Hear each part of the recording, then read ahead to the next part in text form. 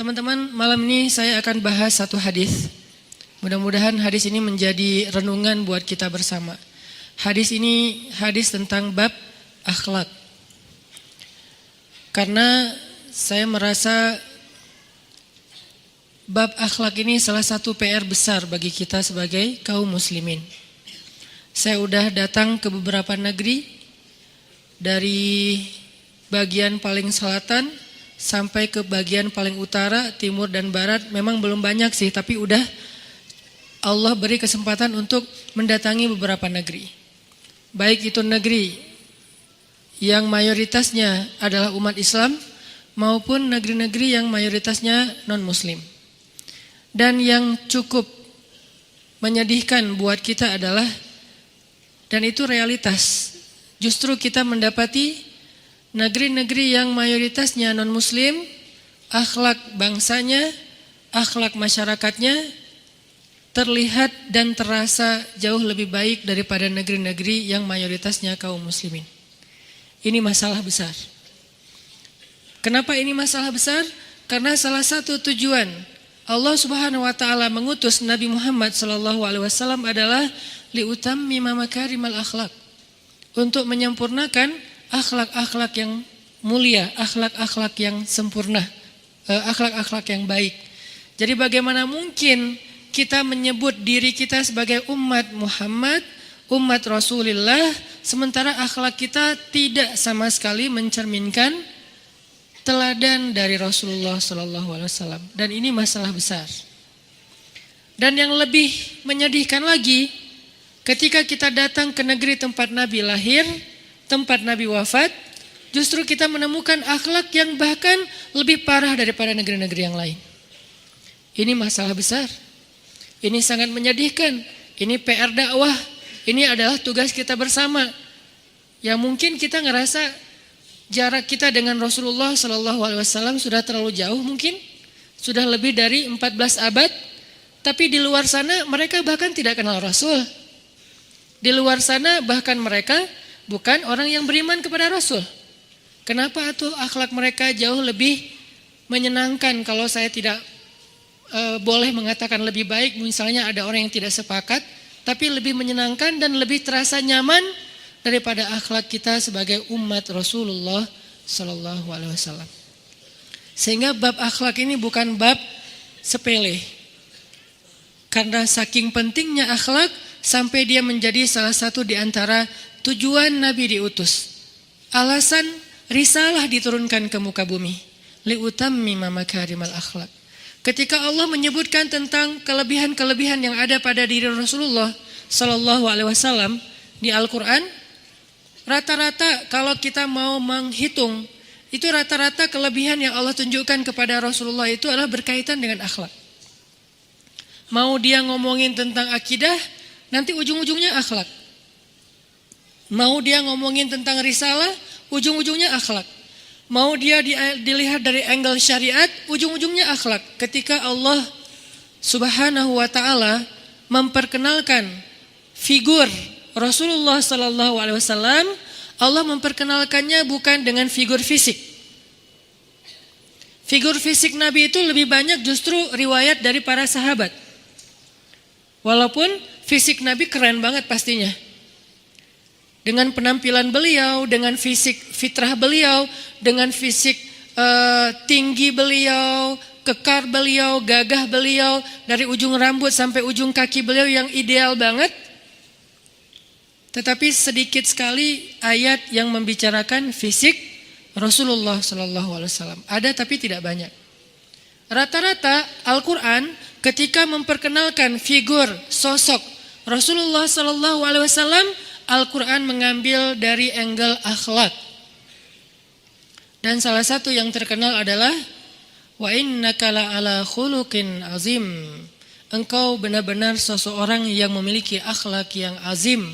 Azim itu bukan hanya karim, bukan hanya jawad, bukan hanya hasan, bukan hanya khair. Azim, enggak ada yang bisa menandinginya. Bisa dibilang manusia dengan contoh akhlak terbaik dari zaman Nabi Adam sampai nanti hari kiamat lintas generasi, lintas negara, lintas ras, lintas bahasa di seluruh dunia. Manusia nomor satu yang akhlaknya paling keren itu adalah Rasulullah SAW. Tapi kenyataannya umat saat ini nih, bukan umat di zaman terbaik pastinya. Karena umat di zaman sahabat, tabi'in, tabi'ut tabi'in, khairu ummah ukhrijat linnas. Kita bicara tentang diri kita. Umat yang saat ini justru salah satu umat dengan akhlak yang memprihatinkan adalah justru umat dari sosok yang akhlaknya terbaik. Ada apa di sini? Apakah kita kurang figur? Sementara figur kita yang terbaik. Umat lain mereka nggak punya figur sekeren figur kita loh. Umat lain tuh nggak punya qudwah, nggak punya teladan sekeren teladan umat Islam. Umat yang lain tuh nggak punya sampel, nggak punya model orang yang akhlaknya itu sempurna seperti model umat Islam, yaitu Rasulullah SAW. Jadi ini ada hal yang perlu kita renungkan bersama, kayak klise gitu. Seorang nabi dengan akhlak yang selalu Allah ulang-ulang di Al-Qur'annya luar biasa, kemudian risalahnya sebagian besar isinya adalah akidah dan akhlak. Bahkan dulu kita ada mata pelajaran akidah dan akhlak, saking kalau yang belum pernah ngalamin berarti masih anak muda lah. Yang ngalamin pelajaran akidah akhlak berarti usianya udah dewasa.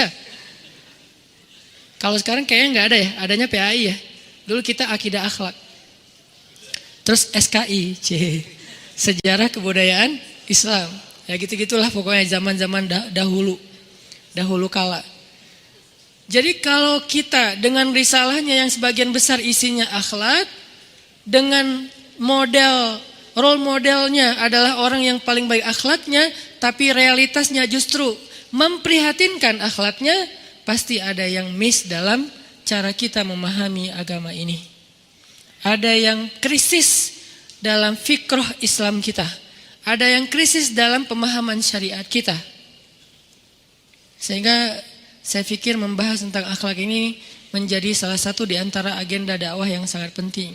Kita perlu yang namanya social movement. Kita harus ada gerakan sosial memperbaiki akhlak kita. Bahkan ini bukan hanya terjadi di Indonesia. Kita kalau ngelihat sekarang ngebandingin ya dengan negara-negara maju, jumlah orang yang melanggar di jalan itu kita masih lumayan tinggi. Ini belum melihat kasus viral orang bertengkar di jalan. Hanya gara-gara masalah klakson, mukul. Hanya gara-gara masalah misalnya salah kasih sen karena mungkin dia juga baru agak-agak panik gitu. Terus jadi malah perempuan. Terakhir ada kasus yang ramai itu perempuan disakiti oleh seorang laki-laki yang badannya tegap gitu, atau kering atau ya biar fair ya, McGregor atau Habib Nurmagomedov nggak apa-apa lah. Karena kan ini maksudnya biar fair. Kalau dengan perempuan, di mana akhlak kita dengan perempuan? Bahkan di zaman Nabi, ketika ada seorang perempuan dilecehkan oleh Bani Qainuqa, itu langsung satu suku itu diusir sama Nabi. Satu suku diusir.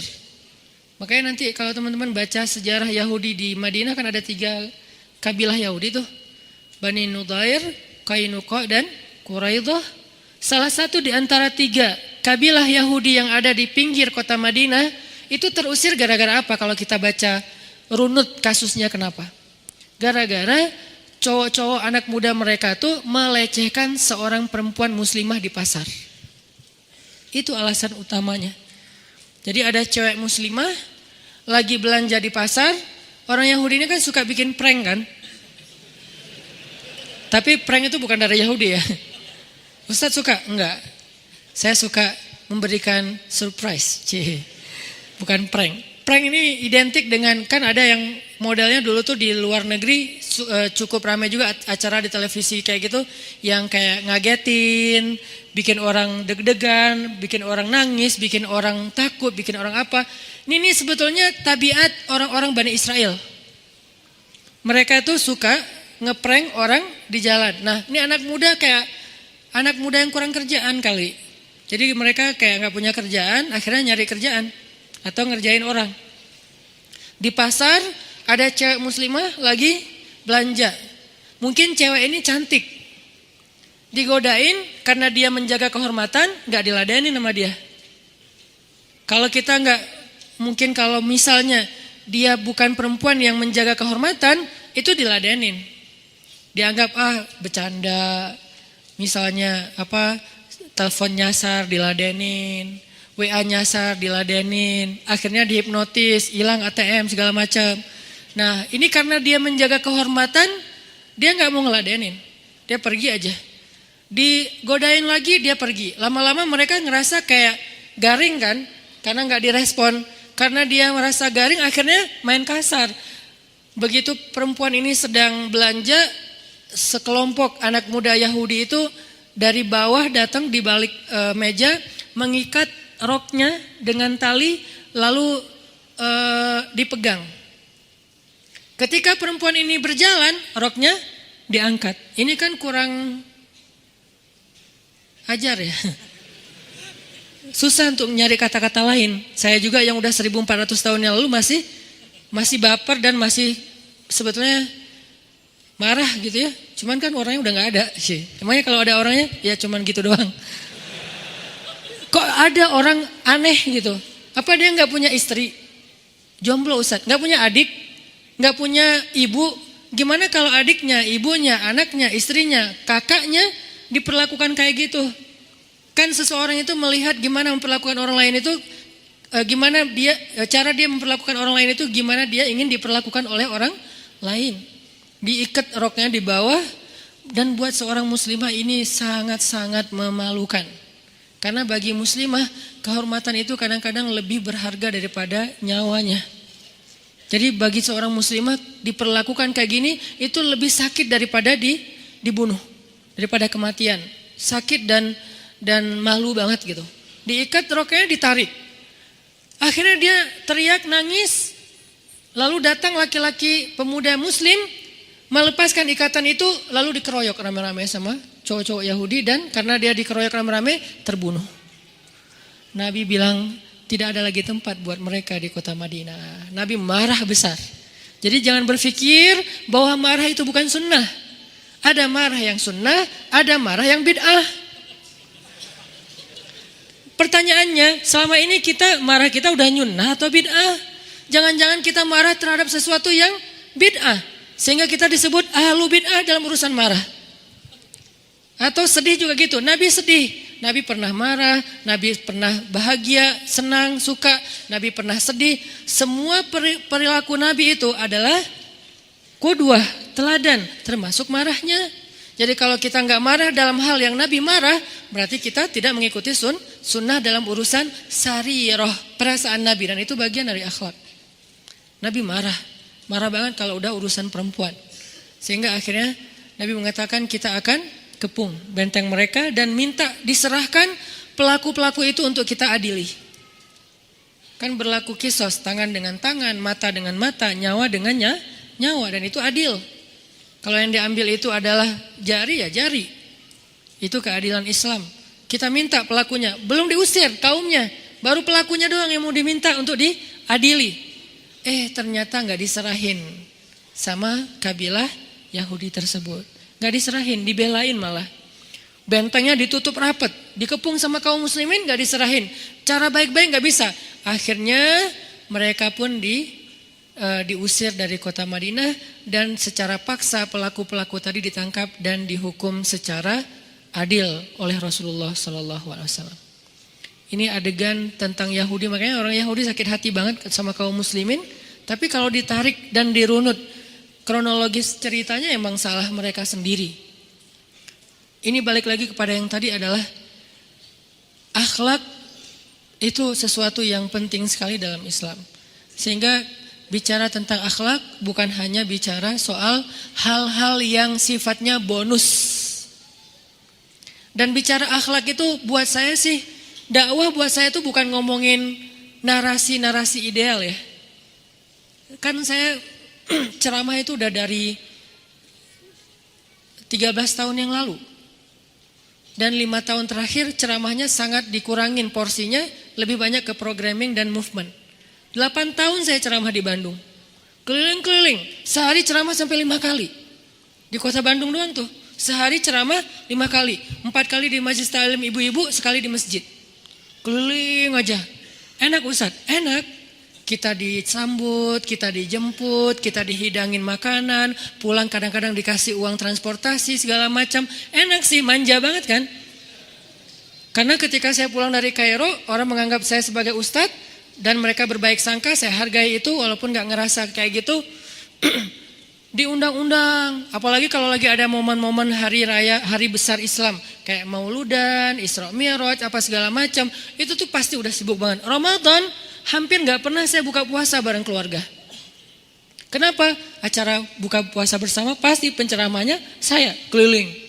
Mau tingkat SMP, SMA, kuliah, bahkan reuni TK juga ada. Pada reuni semuanya. Saya diundang ceramah. Ya isi ceramahnya ya itu juga. Kan yang dengarnya beda-beda. Yang stres buat saya tuh kalau yang dengarnya sama. Kadang-kadang majelis taklim ibu-ibu pagi ya. Pagi ada 2. Jam 8 1, jam 11 1. Ibu-ibu jam 8 udah hadir, pas saya pergi ke jam 11 dia lagi. Loh ibu kan tadi udah, pengen dengar lagi Ustadz. Aduh materinya harus ganti Kan saya capek juga nyari-nyari materi baru kan ya. Wah itu udah 8 tahun saya lakonin. Tapi apakah berubah sosialnya? Hampir tidak ada yang terlihat signifikan. Kita pernah merasakan masa-masa dai-dai kondang kita di masa-masa sebelum ini. Sehingga ceramah tabligh akbar di mana-mana. Artinya buat saya dakwah bukan hanya sekedar narasi ideal. Tapi dakwah adalah menemukan masalah sekecil apapun masalah itu di masyarakat, lalu selesaikan. Itulah dakwah. Sekecil apapun masalah di masyarakat. Apa masalahnya? Cari. Kita list misalnya ada 10. Dari 10 problem masyarakat, mungkin kita nggak bisa menyelesaikan yang paling berat. Kita juga harus mengukur kemampuan diri kita sendiri. Kayaknya nih terlalu berat kalau masalah ini. Apa? Masalah narkoba. Kayaknya bukan bagian kita. Oke, kita turunin porsinya, jangan yang terlalu besar. Yang lebih kecil lagi apa? Masalah pergaulan bebas. Wah, masih berat juga. Terus turunin lagi masalah apa? Masalah misalnya pengangguran, masalah nggak ada kerjaan akhirnya kriminal atau mungkin apalah kayak gitu. Dari semua masalah ternyata kita hanya bisa menyelesaikan masalah yang paling sepele, maka kita sudah berdakwah. Wa ma aradtu illal islah mastata'at. Itu kata Nabi Solih ketika berdakwah. Itu kata para anbiya ketika berdakwah. Tidaklah saya inginkan dalam dakwah saya ini kecuali islah. Apa arti islah? Perbaikan. Bukan ceramah. Walaupun ceramah salah satu di antara variabel untuk memperbaiki sosial ataupun masyarakat. Tetapi bukan satu-satunya. Sehingga ketika saya bicara tentang akhlak, saya ingin akhlaknya tidak dibahas dari angle narasi ideal. Apa angle narasi ideal? Ayat, hadis, lalu dibedah, selesai. Tapi kasusnya nggak dibahas. Nah ini nih buat saya narator. Buat saya ini hanya seorang yang menyampaikan narasi. Dia menyampaikan ayat-ayat tentang akhlak dikumpulin, hadis-hadis tentang akhlak dikumpulin, sahih-sahih semuanya. Cerita-cerita kemuliaan akhlak dikumpulin, keren-keren semuanya. Terus nge-installnya dalam kehidupan sosial gimana caranya? Nah ini masalah dakwah. Kadang-kadang kita punya program keren banget, tapi nggak bisa diinstal. Buat apa? Punya program keren banget, tapi nggak bisa di-download. Buat apa? Program keren, gede kapasitasnya, tapi nggak bisa di-download. Berarti kita harus mencari sesuatu yang bisa diinstal, bisa di-download, sehingga bisa aplikatif. Sehingga ketika saya bicara tentang akhlak, kita akan melihat realitas. Salah satu realitas baru dan cukup nyata dalam kehidupan kita sekarang adalah kehidupan bersosial media. Ada orang menganggap, sebagian dai kita menganggap sosial media ini bukan realitas. Menganggap sosial media ini hanya sekedar sebuah hiburan saja. Sebuah entertain, sesuatu yang gimmick. Padahal kalau kita lihat secara survei, Sosial media kita itu bukan gimmick lagi dalam kehidupan kita, udah jadi realitas baru. Anak muda Indonesia pakai sosial media dalam sehari itu 8 jam rata-rata. Sehari pakai sosial media 8 jam rata-rata. Ustadz, kurang lebih. Berarti bukan anak muda Ustadz. Ustadz juga sama, iya. Saya kan anak muda, katanya.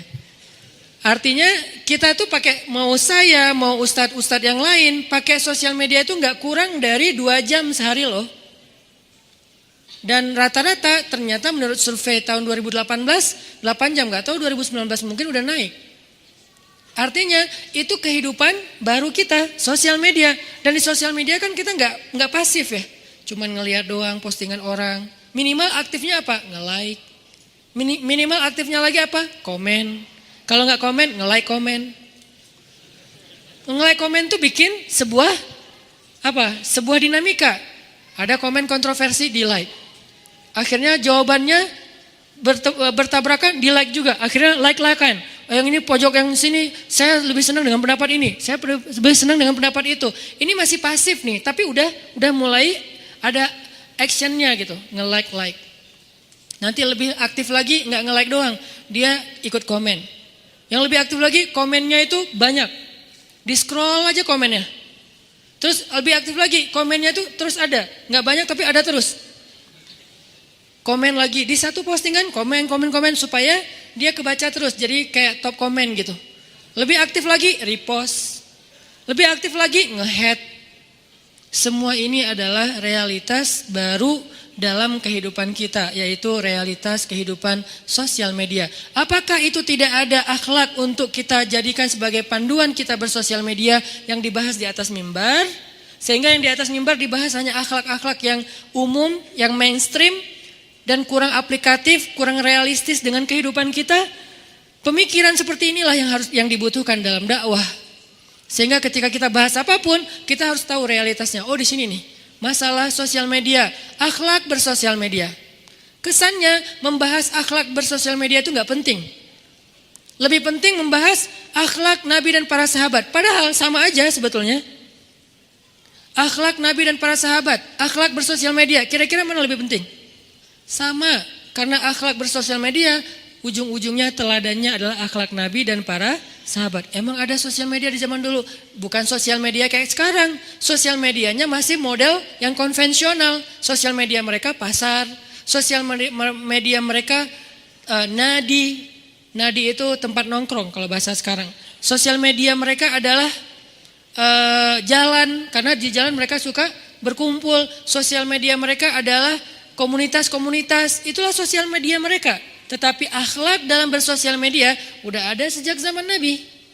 Lagian walaupun ini dengan model yang baru, tetapi sebetulnya realitasnya nggak terlalu jauh berbeda. Karena kita berinteraksi dengan manusia juga, bukan dengan mesin. Bedanya agak kurang agak lebih ngerasa free, nggak ada beban karena nggak ngeliat wajah orang. Kita mau komen itu nggak ngeliat raut wajah dia itu jadi cemberut, jadi sedih, jadi kita jadi agak kurang empati. Bebas aja komen, nggak tahu efeknya gitu kan? Kan efeknya nggak kelihatan. Kecuali kita fit call, baru kelihatan efeknya. Itu pun kalau lancar sinyalnya. Kalau lancar sinyalnya putus-putus. Kita lagi nyindir-nyindir, dia senyum. Padahal dia senyum yang pembicaraan yang sebelumnya. Udah beda lagi gitu kan ya. Ini menunjukkan bahwa ada banyak sekali pembahasan tentang akhlak yang perlu kita bahas. Dan saya merasa sangat sedih. Ketika kemarin saya baru pulang dari Tanah Suci, saya melihat kenapa ya di tempat Rasul lahir, di tempat Rasul wafat, negara yang 2 kotanya lah Rasul di situ lahir dan di satu kota lagi Rasulullah wafat. Di situ ada kuburan para sahabat, kayak di Baki itu ada 10.000 sahabat dimakamkan di Baki. 10.000 sahabat lebih menurut Imam Malik. Kemudian di sekelilingnya ada kuburan-kuburan orang-orang keren. Di Mekah ada kuburan Khadijah, nanti di Madinah ada kuburan Aisyah, ada kuburan Hamzah di daerah Uhud, dan seterusnya. Ada kuburan Imam Malik juga di sana. Kenapa akhlak orang-orang yang ada di sana? Bukan hanya orang Saudi, tapi juga pendatang. Baik pendatang yang bekerja maupun pendatang yang mu'tamirin atau orang yang sedang umroh. Kenapa ya? Akhlaknya Kok nggak senyaman ketika kita pergi ke negeri-negeri yang mayoritas non-muslim? Saya malu gitu. Kenapa fasilitas-fasilitas publik yang disediakan tidak sebaik mereka, yang mereka tuh nggak punya teladan Rasulullah, nggak punya sebaik-baik syariat. Allah sendiri mengatakan syariat Islam, al-yauma akmaltu lakum dinakum wa atmamtu alaikum ni'mati wa raditu lakumul Islam dinan. Islam itu syariat yang udah paling keren. Kok syariat yang keren ini nggak aplikatif sih dalam kehidupan kita, cuma naratif doang? Syariat Islam yang keren, agama Islam yang keren itu nggak jadi aplikatif loh dalam kehidupan kita kalau mau jujur. Dan kita harus rela mengatakan itu. Nggak boleh ego. Saya yakini, saya akui demi Allah syariat Islam itu udah paling keren. Tapi saya melihat penerapan syariat Islam kita dalam urusan akhlak aja itu nggak aplikatif, baru naratif. Narasi doang yang keren. Ceramah keren, isi-isi ceramah itu bold banget, ayat-ayatnya dibaca dengan fasih, hadis-hadisnya dibaca dengan sahih.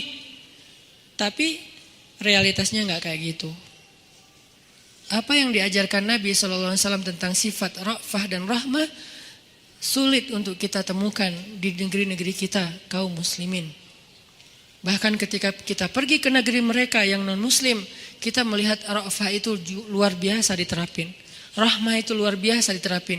Memang ada urusan lain yang mereka bermasalah, yaitu urusan akidah, urusan mental, urusan jiwa mereka. Saya nggak lagi ngomongin bab akidah, tapi lagi ngomongin bab akhlak. Sehingga saya merasa perlu untuk ngangkat lagi nih tema akhlak. Untuk menasihati diri saya, menasihati kita sama-sama, kita belajar. Bisa nggak Bandung sebagai salah satu di antara terbitnya dakwah anak muda di Indonesia, Bandung ini kayak kota Madinah. Jadi dakwah itu terbitnya dari Bandung. Misalnya bisa dikasih nama Bandung Al-Munawwaroh. Kenapa Madinah dinamakan Munawwaroh? Karena cahaya Islam itu terbitnya di Madinah, bukan di Makkah. Di Makkah itu tunasnya ada di Makkah, bibitnya di Makkah, tapi terbit benderangnya, terasa semburat cahayanya di Madinah, sehingga disebut dengan Al-Madinah, Madinatun Munawwaroh. Maka Bandung Munawwaroh.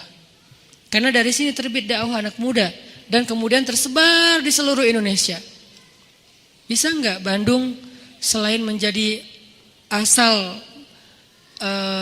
tren dakwah hijrah, bisa menjadi juga tren dakwah akhlak ke depan. Sehingga kita bisa ngelihat anak muda Bandung adalah anak muda yang memang kita udah punya secara basic culture orang Sunda kan emang akhlaknya tuh udah ra'fah dan rahmah banget ya asalnya mah ya. Tinggal sekarang kita refresh lagi aja.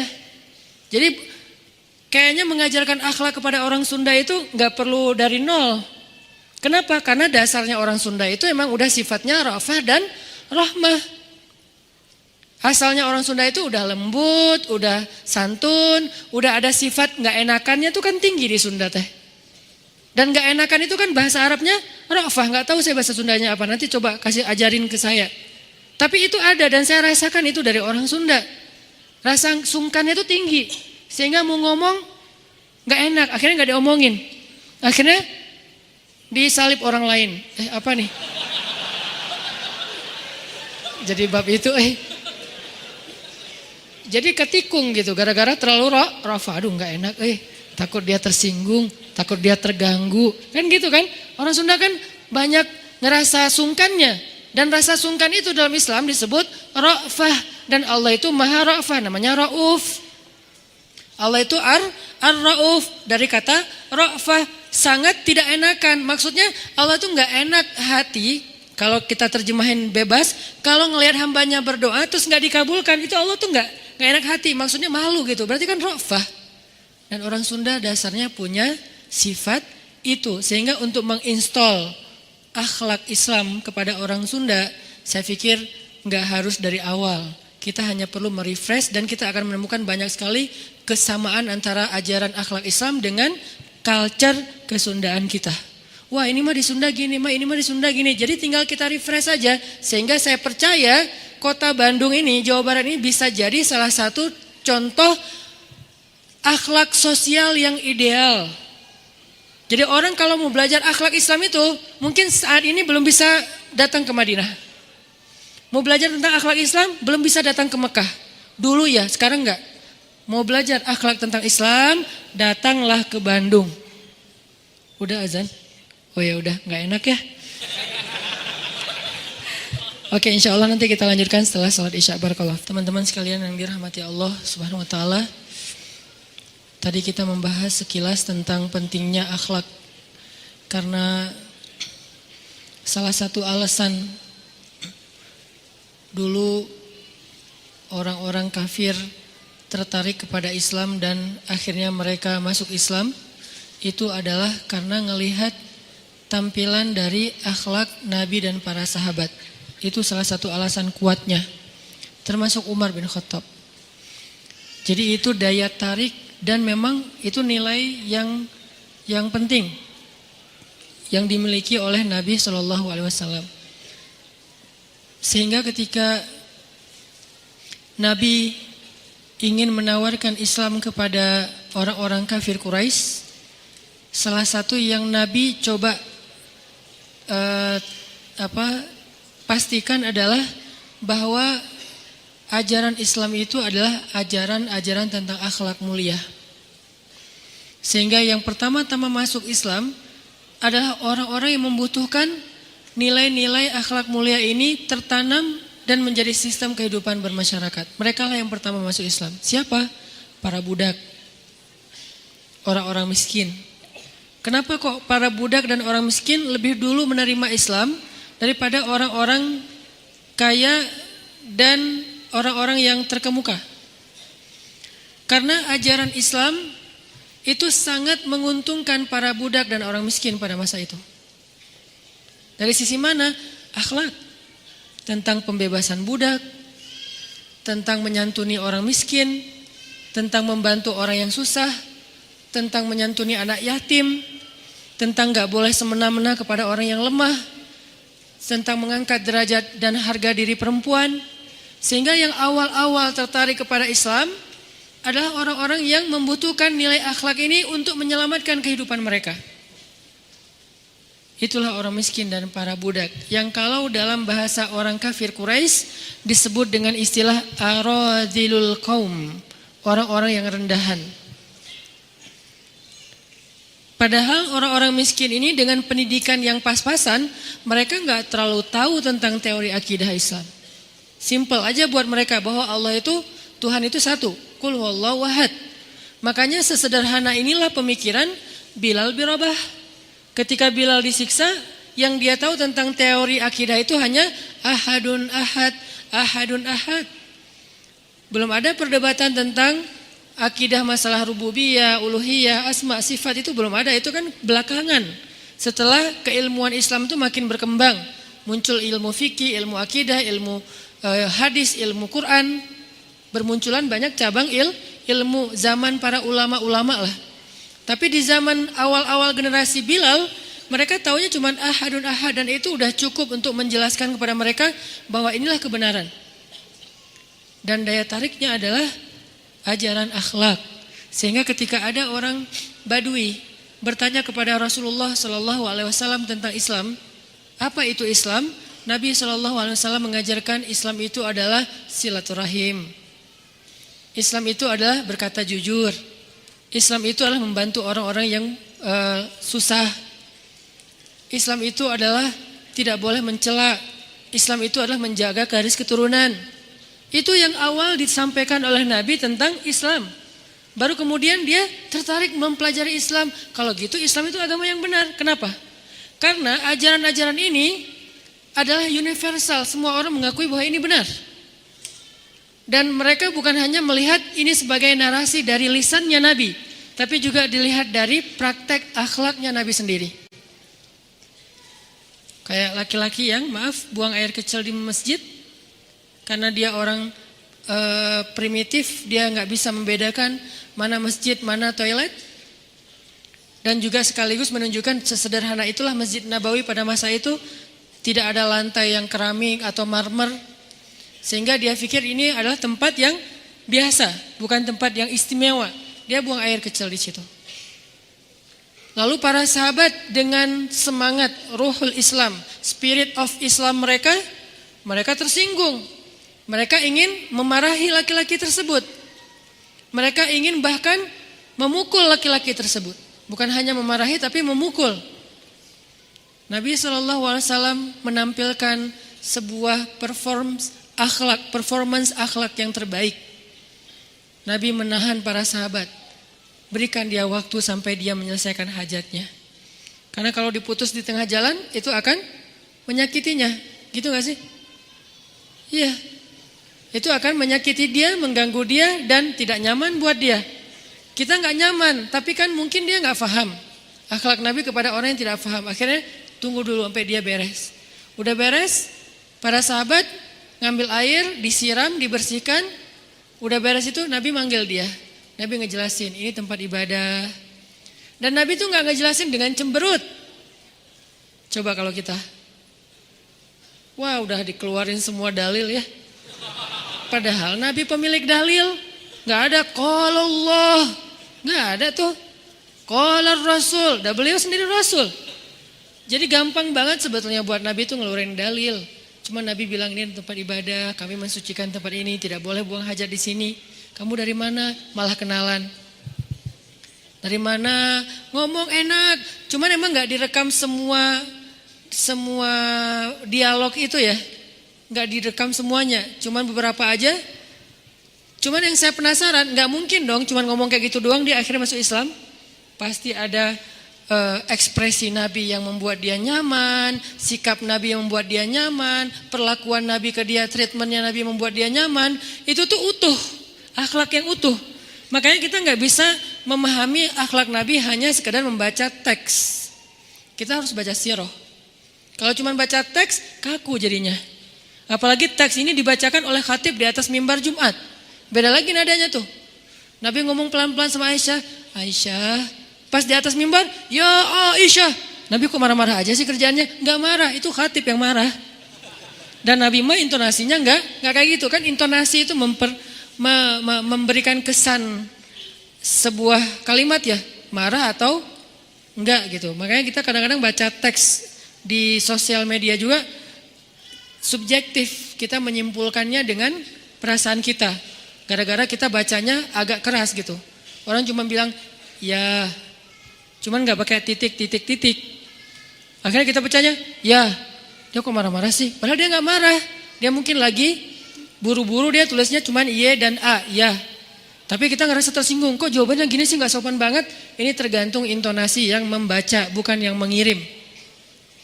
Dan banyak da'i kita yang ketika menyampaikan hadis melupakan intonasi, melupakan storytelling, melupakan sirahnya. Sehingga yang kita tahu dari hadis itu keras-keras semuanya. Hadis itu kok semuanya serius ya, tegas-tegas banget ya. Kita jadi kayak agak gimana gitu teh tentang Islam. Seolah-olah Islam tuh nggak asik gitu, kaku banget. Nah, pasti ada ekspresi Nabi yang membuat dia nyaman, yang membuat dia terkesan. Akhirnya dia masuk Islam. Pas dia masuk Islam, udah beres dia keluar sambil naik onta dia berdoa, ya Allah berikanlah rahmatmu kepada aku dan kepada Muhammad. Yang lain jangan. Sampai kayak gitu doanya. Kenapa dia kok sayang banget sama Nabi? Padahal baru ketemu. Saking mempesonanya akhlak Rasulullah SAW. Yang lebih keren lagi, akhlak Nabi itu bisa buat orang yang benci sama beliau jadi jatuh hati kepada beliau. Kalau kita udah jatuh hati jadi benci. Kebalik. Nabi orang yang marah kepada beliau jadi jatuh cinta. Kita hampir jatuh cinta jadi marah. Kebalik nih akhlaknya. Berarti kita harus belajar banyak nih dari Rasulullah tentang akhlak. Beliau tuh bisa bikin seorang perempuan yang suaminya baru terbunuh, ayahnya terbunuh, pamannya terbunuh, saudaranya terbunuh dalam perang Khaybar. Yang dia bilang orang yang paling saya benci di muka bumi adalah Muhammad. Terus tiba-tiba yang namanya Muhammad datang menghampirinya di dalam tendanya, ditemani oleh beberapa orang sahabat. Lalu kisah itu diriwayatkan, Nabi datang dengan raut wajah yang penuh empati. Dengan raut wajah yang penuh empati. Bukan raut wajah orang yang sebagai pemenang perang. Kan Nabi menang perang waktu itu. Sebagai seorang tuan, bukan. Yang empati. yang kayak sahabat banget gitu. Datang Nabi duduk di sebelah Sofia. Sofia diam aja, marah banget. Cuma dia nggak bisa ngapa-ngapain karena dia berstatus tawanan perang. Mau gimana coba? Mau dia tusuk nggak bisa, dia sendiri. Dan dia takut bahwa dia akan diperlakukan seperti umumnya orang memperlakukan tawanan perang. Karena dia belum paham, belum kenal Rasulullah. Dia kaget ketika Rasulullah SAW minta maaf sama dia. Kaget, nggak ada cerita orang dalam perang yang menang minta maaf kepada yang kalah. Ada nggak cerita kayak gitu? Nggak ada tuh. Yang menang minta maaf sama yang kalah. Maaf ya, kami menang. Jangankan perang, sepak bola aja susah nyari yang kayak gitu kan ya. Ini akhlak nih untuk kita teman-teman di Bandung dengan Persibnya, nanti di Jakarta dengan apa Jakarta teh? Persijanya. Nanti yang menang siapapun yang tanding, maaf ya menang. Dari mana lo akhlak kayak gitu? Rasulullah. Karena yang itu lebih serius loh daripada bola. Bola kan cuma permainan, entertain, olahraga kan. Gak seserius perang. Perang itu serius. Kalah itu meninggal artinya, terbunuh. Kalau kita kalah paling ya kurangnya apa? Nggak dapat skor gitu, nggak dapat poin. Kalau itu kalah, terbunuh. Nabi datang minta maaf dengan ekspresi empati yang tinggi, yang dalam. Nabi itu kayak ngerasain banget perasaan Sofia. Minta maaf, menjelaskan. Sofia, maaf ya, aku ikut turut berduka atas wafatnya ayahmu, suamimu. Sofia marah banget. Terus Nabi menjelaskan apa yang terjadi. Aku tuh udah ngasih kesempatan agar kita gak usah berperang, tapi mereka terus menyerang. Maaf ya, ngejelasin lagi. Maaf ya, ngejelasin lagi. Berjam-jam. Seolah-olah Nabi yang minta pengampunan kepada Sofia. Seolah-olah Nabi itu tawanan perang. Minta maaf, menjelaskan kejadiannya. Minta maaf, menjelaskan. Terus kayak gitu dengan ekspresi serius. Dan kelihatan banget lah. Ucapan dan ekspresi orang yang jujur kan kelihatan ya. Jujur bahwa beliau tuh empati banget. Bahwa beliau juga berduka. Terus sampai Sofia dari yang tadinya lihat ke bawah nunduk marah. Lama-lama ngelihat ke arah Rasul. Ngelihat ekspresi Rasul serius banget. Malah dia jadi kasihan. Sampai akhirnya dia jatuh cinta kepada Rasulullah SAW. Kata Sofia, ketika Rasulullah SAW datang kepada saya, waktu itu dia adalah orang yang paling saya benci di muka bumi. Tapi dia terus meminta maaf dan menjelaskan. Meminta maaf dan menjelaskan. Sampai akhirnya dia menjadi orang yang paling saya cintai di muka bumi. Akhlak Rasul.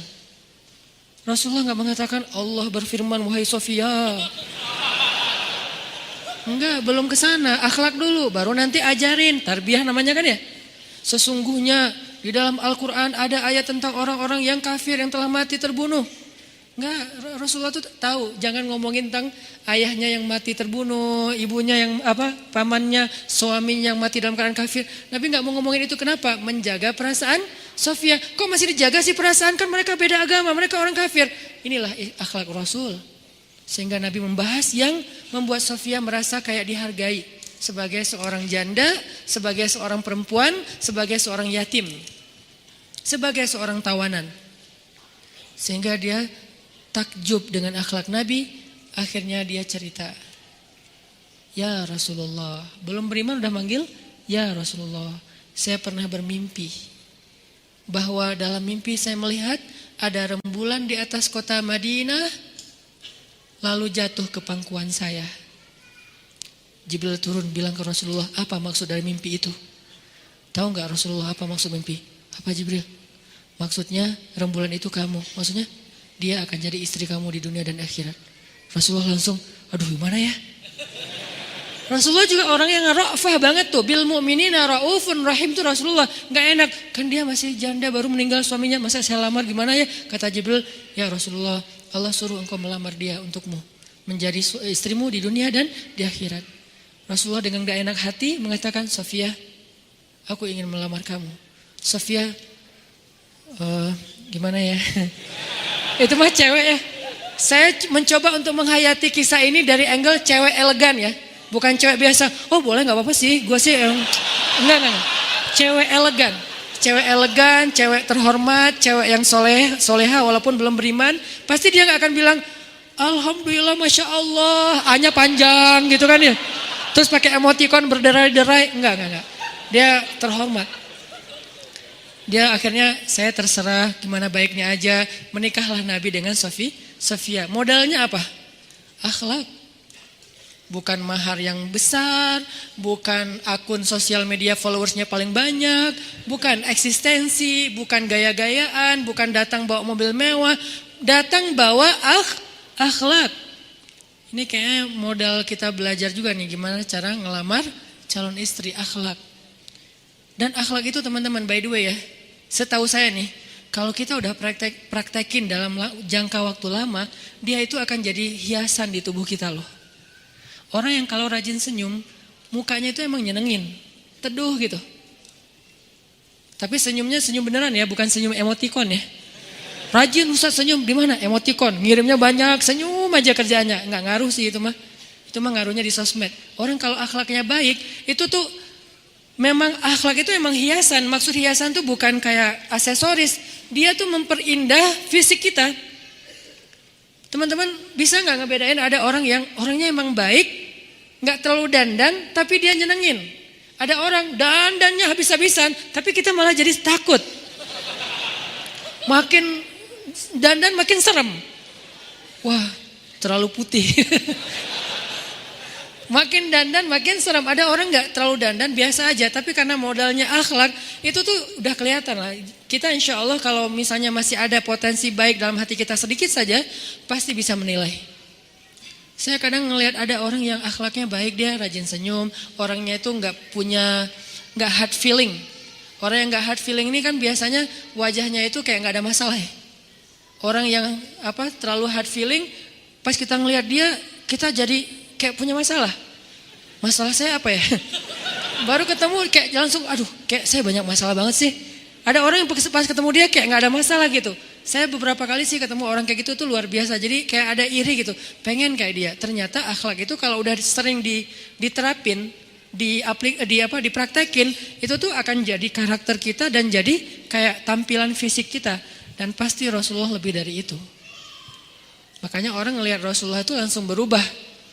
Orang yang pengen bunuh Nabi, ngelihat Nabi, gak jadi pengen bunuh, malah pengen ngelindungin. Siapa? Suraqah. Dia tuh tadi itu dijanjiin sama Abu Jahal untuk membunuh Nabi dan dikasih hadiah mi'atuna koh 100 ekor onta.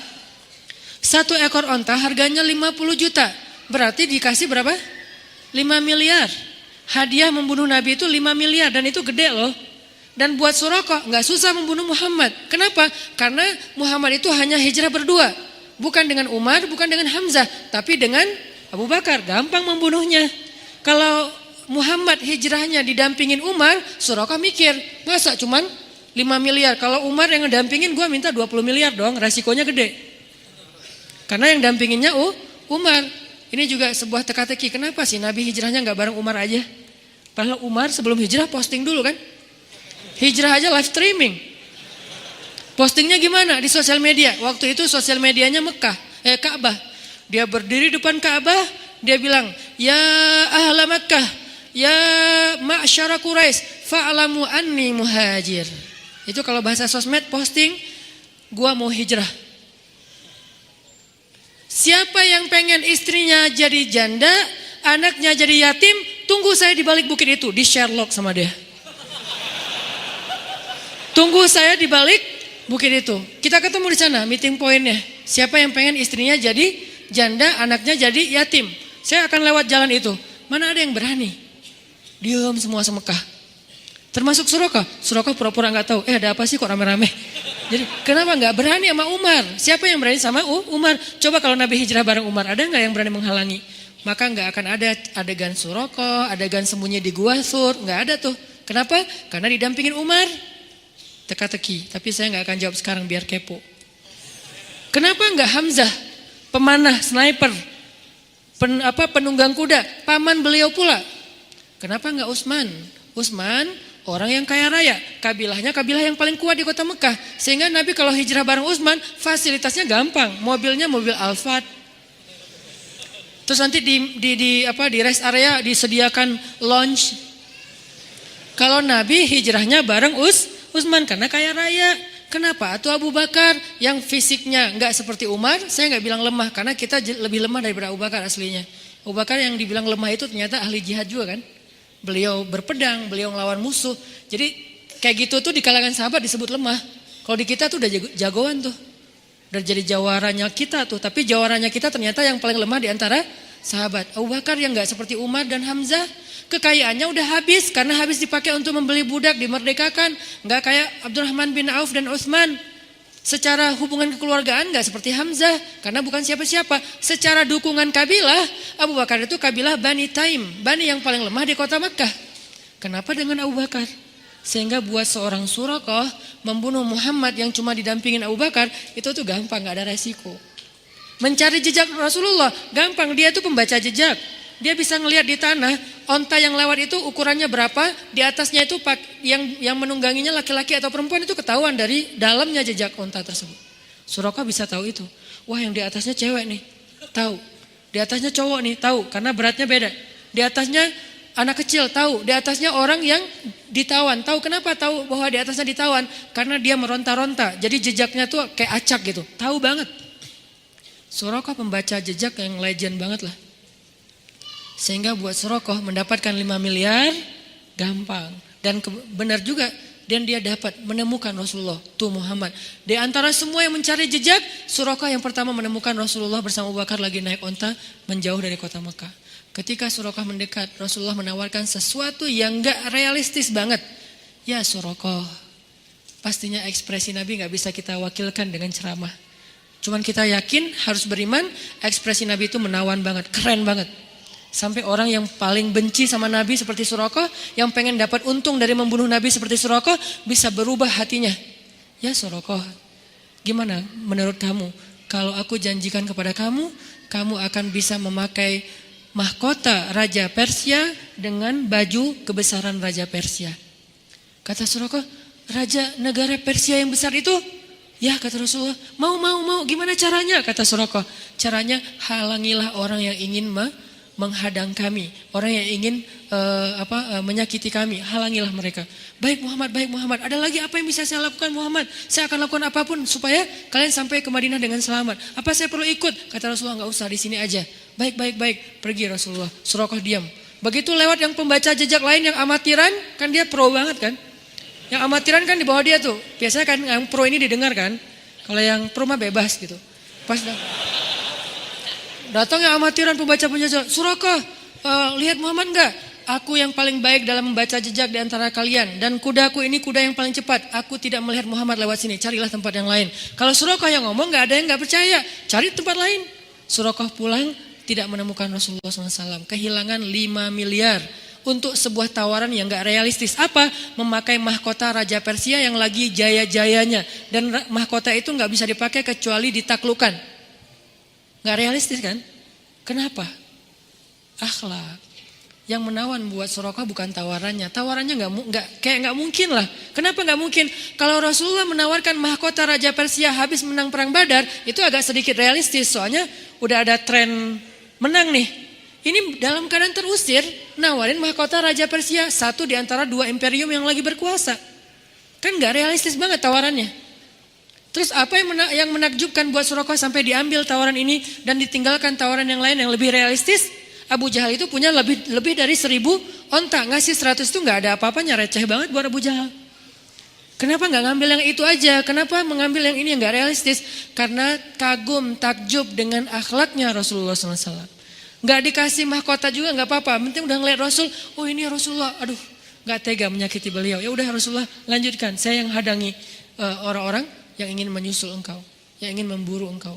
Ini akhlak. Dan nanti di Madinah juga kayak gitu akhlak. Gimana Nabi SAW itu menjadi omongan di seantero Hijaz. Hijaz itu sekarang tuh daerah Arab Saudi dan sekitarnya. Semua ngomongin Nabi tentang akhlaknya. Ketika Nabi SAW mengutus Ja'far, sepupu beliau ke Habasyah. Lalu Raja Habasyah bertanya kepada Ja'far, ya Ja'far, jelaskan kepadaku agama yang dibawa oleh Muhammad itu seperti apa? Ja'far menjelaskan tentang poin-poin tentang Islam, tapi setengah dari penjelasan di awal itu adalah akhlak. Tadi silaturahim, membebaskan budak, menyantuni anak yatim, membantu orang miskin, membayar hutang, jujur, amanah, segala macam. Baru di bawah itu adalah tidak menyembah kecuali Allah Al-Ahad. Di atasnya akhlak. Semua baru di bawahnya akidah dan syariah. Syariahnya masih sederhana, sholat. Akhirnya Najasyi mengatakan, ini gak ada bedanya dengan ajaran Nabi Isa. Ajaran akhlaknya sama. Akhirnya mengatakan, bedanya agama kamu dengan agama saya itu cuma seperti ini. Ditarik satu garis, tipis banget bedanya. Ketika Abu Sufyan menjelaskan tentang Islam kepada Raja Romawi, saat Nabi mengirim surat kepada Raja Romawi, lalu Abu Sufyan dipanggil karena dia kebenaran waktu itu lagi berdagang di daerah Romawi, dipanggil oleh Raja Romawi, ditanya, agama yang dibawa oleh Muhammad itu seperti apa? Abu Sufyan menjelaskan sosok Rasulullah itu dengan menjawab pertanyaan tentang sosok Rasulullah itu, dan pertanyaannya seputar akhlak. Kata Raja Romawi, apakah kalian pernah mendengar dia berdusta? Akhlak. Kata Abu Sufyan, tidak pernah. Apakah dia orang yang punya keturunan? Itu juga akhlak. Bukan orang yang gak jelas asal usulnya. Dia punya keturunan di antara kami. Apakah dia orang yang mencari harta? Kata Abu Sufyan, bukan. Dia orang yang kaya, istrinya orang yang kaya. Dan seterusnya, baru yang terakhir, apa yang dia ajarkan? Dicari tahu dulu siapa orang ini. Setelah dicari tahu orang ini, ternyata semua pertanyaannya, jawabannya orang yang keren banget. Baru apa yang dia ajarkan? Dia mengajarkan tauhid.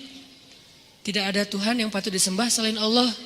Raja Romawi ini mengatakan, kalau yang kamu katakan itu benar, dan orang ini seperti yang kamu sebutkan, maka dia akan berdiri di tempat saya berdiri. Maksudnya dia akan mengalahkan saya dan menguasai imperium Romawi suatu saat nanti. Abu Sufyan langsung kaget. Itu salah satu alasan Abu Sufyan mulai galau. Abu Sufyan ini kan politikus. Dakwah kepada dia itu harus pakai bahasa kekuasaan. Sehingga ketika dia tahu Islam ini akan berkuasa, galau Abu Sufyan. Wah, ternyata agama Muhammad ini agama yang paling akan berjaya nanti. Kalau agama itu sudah menang, saya belum masuk Islam, jadi apa saya nanti pada waktu itu? Gak mau kalah. Abu Sufyan ini pedagang dan politikus. Sehingga akhirnya dia galau, mulai belajar Islam. Intinya teman-teman, akhlak. Makanya agak sedih sih kalau kita nih ahli ibadah, rajin taklim, tapi akhlaknya gak usah jauh-jauh, dengan keluarga aja belum baik. Ini kayaknya agak tadi klise banget. Makanya hadis yang tadi saya katakan akan jadi pembahasan kita, hadis yang diriwayatkan oleh Imam Ahmad. Rasulullah SAW bersabda, innal mu'min la yudrika bihusni khulqihi darajatas shaim al-qaim. Seorang mukmin sesungguhnya akan bisa meraih keutamaan dan derajat orang yang rajin berpuasa dan rajin sholat malam disebabkan dengan akhlaknya yang baik. Maksudnya apa? Inilah keutamaan orang yang akhlaknya baik. Kedudukan orang yang akhlaknya baik adalah seperti orang yang ahli ibadah malam. Kedudukan orang yang akhlaknya baik adalah seperti orang yang ahli puasa di siang hari. Apalagi dia bisa sempurna antara siang dan malamnya, akhlak dan ibadahnya, maka udah gak ada lagi yang bisa menandingi dia. Kalau dia ngandelin akhlak aja, ibadahnya yang wajib-wajib doang nih, karena gak boleh kurang dari yang wajib kan standarnya mah. Yang wajib itu sholat 5 waktu, yang wajib itu puasa Ramadan. Tapi gak ada yang plus, gak ada tahajud, gak ada duha, gak ada qabliyah ba'diyah, gak ada puasa Senin Kamis, gak ada Daud. Cuman yang wajib doang yang dia kerjain, tapi akhlaknya istimewa, maka derajat dia seperti orang yang qawwam sawwam. Orang yang rajin ibadah malam dan rajin puasa di siang hari. Disebut dengan qawwam dan sawwam bukan ketika dia baru pernah sholat malam sekali, bertahun-tahun. Seolah-olah apa? Seolah-olah kalau kita membantu seorang yang membutuhkan, itu kita sama derajatnya dengan ahli ibadah yang sudah beribadah sekian puluh tahun. Sekali aja kita nahan lisan kita dari mencela orang lain ketika kita dicela, daripada kita cela balik mending kita diam. Sekali aja kita nahan diri untuk tidak komen atau nge-replay komen orang lain, itu derajat kita sama dengan ahli ibadah yang sudah bertahun-tahun. Sebegitu istimewanya akhlak. Hadis riwayat Imam Ahmad, Abu Dawud dengan derajat sahih. Makanya bicara tentang akhlak ini bukan bicara hal sepele yang pahalanya kecil, yang dalam urusan agama itu syariat-syariat yang ringan. Enggak. innama bu'itsu liutammima makarimal akhlaq wa ma arsalnaka illa rahmatan lil alamin wa innaka la'ala khuluqin azim. Semua itu akhlak, rahmah itu akhlak. Itulah teman-teman yang harus jadi renungan kita. Kita coba introspeksi diri. Gimana akhlak kita dalam urusan lisan? Kata Nabi, al-muslimu man salimal muslimun min lisanihi wa yadihi. Sekarang kayaknya gampang banget memahami hadis ini. Lisan dan tangan, lisan dan jemari. Dalam urusan sosial media, maka terjemahan dari hadis ini adalah muslim yang benar, muslim yang baik, muslim yang ideal itu adalah kalau komen-komennya, postingan-postingannya, jemari-jemarinya ketika mengetik huruf demi huruf, kata demi kata, menyelamatkan orang lain, tidak menyakiti orang lain. Selamat di sini artinya tidak memunculkan polemik, tidak memunculkan perdebatan, tidak menyakiti perasaan, tidak menjadikan fitnah atau bahasa kita hoax misalnya. Maka dialah muslim. Itu akhlak. Al-muslimu man salimal muslimu min lisanihi wa yadihi. Muslim itu adalah apabila muslim yang lain selamat dari lisannya dan selamat dari tangannya. Terjemahan tangan pada masa dulu adalah memukul, mengambil hak orang lain secara tidak halal. Itu tangan. Kalau sekarang udah ditambah, bukan hanya mengambil hak orang lain, termasuk juga mengetik teks. Maka al-muslimu man salimal muslimu min lisanihi wa yadihi. Nabi enggak mengatakan muslim adalah yang ahli tahajud. Walaupun itu keren banget. Muslim adalah yang ahli menghafal Quran. Walaupun itu keren banget. Dan saya selalu bercita-cita pengen jadi hafiz Al-Quran. Harus ada cita-cita dari kita, harus jadi hafiz. Sedikit bicara tentang bab hafal Quran, buat kita yang gak mondok nih. Kalau teman-teman pengen jadi hafiz, targetnya jangan setahun atau 6 bulan hafal. Itu jadi putus asa nanti. Memang motivasinya ada orang yang 3 bulan hafiz, 6 bulan hafiz, setahun hafiz. Tapi kan dia mondok, 24 jam menghafal Quran. Kita kan banyak kesibukan yang lain, yang lebih realistis. Berapa? 6 tahun hafiz. Gimana cara 6 tahun hafiz? Sekarang rata-rata usia kita berapa? Sebutlah rata-rata 20 tahun ya. Ada yang 22, ada yang 19, rata-rata 20 tahun. Ustadz segitu juga? Ya kurang lebih lah. Rata-rata 20 tahun. Berarti 26 tahun itu cepat banget. Ya udah deh, jangan terlalu 6 tahun, 10 tahun. Kalau kita mau menghafal Quran 10 tahun hafiz, berarti sehari kita cuma perlu menghafal 2 baris. Sehari 2 baris. Dibagi 5 waktu sholat. 2 baris itu alif lam mim dzalikal kitabul la raiba fihi hudal lil muttaqin alladzina yu'minuna bil ghaib. Segitu. Enggak sampai 1 ayat kan? Nah, cara ngafalnya subuh alif lam mim, udah beres. Susahnya di mana coba? Subuh cuman alif, zuhur dzalikal kitabul la raiba fihi. Asar hudal lil muttaqin. Maghrib alladzina yu'minun. Isya bil ghaib. Selesai. 1 hari 2 baris. Tapi butuh istiqomah, butuh dawam, konsisten. Kalau sehari 2 baris, maka 10 tahun. 10 tahun itu gak lama loh. Saya tuh di Bandung udah 13 tahun, gak kerasa. Seolah-olah baru kemarin saya datang dari Kairo ke Bandung, sekarang udah 13 tahun, gak kerasa gitu aja. Tiba-tiba udah 13 tahun, berarti kalau saya ngafal sehari 2 baris, sekarang udah 3 tahun yang lalu udah selesai tuh. Berarti semua kita bisa jadi hafiz sebetulnya kalau udah lancar tahsinnya. Sehingga kita meninggal berstatus hafiz. Bukan untuk pamer ke orang, bukan untuk taruh di Instagram bio, hafiz Al-Quran. Itu mah bebas lah, terserah niat ya. Saya kan gak mau menjudge kan, ada orang yang menaruh gitu supaya jadi syiar. Ada yang mungkin dia riak, kalau dia riak dia rugi. Kan ngafal Quran gak gampang, masa mau dihabisin dengan hanya taruh di bio, rugi banget tuh. Capek-capek umroh, terus riak, kan rugi kan? Jadi kita husnuzon, kalau ada orang yang dengan umroh itu menampilkan, gak mungkin dia riak. Karena dia tahu rugi banget, 20 juta, capek, ngabisin waktu, hanya untuk riak doang, pasti dia pengen syiar. Kenapa? Karena ada 2 nih amal soleh, ada syiar, ada ikhlas. Ikhlas, prinsipnya tangan kiri nggak tahu apa yang dilakukan tangan kanan. Itu baik. Ada juga syiar. Syiar itu prinsipnya apa? Man sanna fil islami sunnatan hasanah. Siapa yang menunjukkan sebuah model atau contoh yang baik dalam urusan agama Islam, maka dia dapat pahala dari semua orang yang menirunya. Kalau saya story umroh tuh banyak, saya pengen anak muda itu semangat umroh. Sehingga kalau nanti lewat itu ada anak muda yang jadi pengen umroh dan dia bisa mewujudkan itu, saya dapat pahala umroh dari umrohnya dia. Itu cara beramal yang banyak lipat gandanya. Cuman resikonya emang riya sih. Tergantung kita bisa nggak jaga diri supaya nggak riya. Buat saya nggak riya kenapa? Ngapain mau riya? Karena umroh itu semua orang ngelakuin. Banyak orang yang bisa umroh. Emang saya doang di muka bumi yang umroh. Sehingga saya merasa bangga diri gitu kan.